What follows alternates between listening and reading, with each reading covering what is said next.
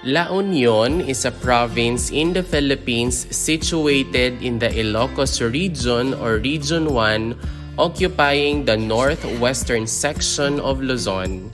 The provincial center or the provincial capital is the city of San Fernando. There are 19 municipalities, 1 city, and a total of 576 barangays. La Union is bordered clockwise from the north by Ilocos Sur, Benguet, Pangasinan, South China Sea, and the Lingayen Gulf.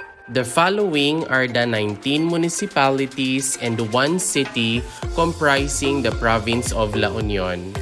We have the municipality of Agoo, which is composed of 49 barangays, the municipality of Aringay, which is composed of 24 barangays, the municipality of Bacnotan, which has 47 barangays, the municipality of Bagulin, which has 10 barangays, the municipality of Balawan, which has 36 barangays, the municipality of Bangar, which has 33 barangays, the municipality of Bawang, which has 39 barangays, the municipality of Burgos, which has 12 barangays, the municipality of Caba, comprising 17 barangays, the municipality of Luna, which has 40 barangays, the municipality of Nagilian, which has 37 barangays, the municipality of Pugo,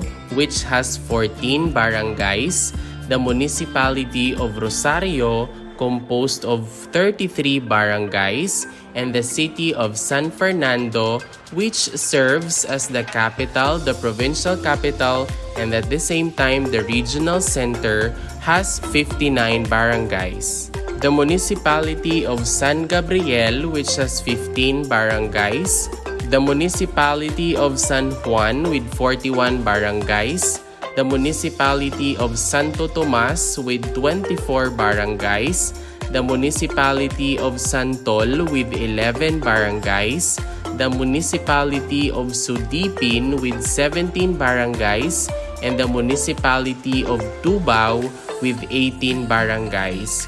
So once again, for the province of La Union, there are 19 municipalities, 1 city, and a total of 576 barangays. And that is all about the different municipalities and city comprising the province of La Union. If you learned something new from this video, please don't forget to click like, leave a comment, and subscribe. Moreover, you might also want to watch the next video on the screen. Maraming salamat, thank you for watching, and see you in the next video.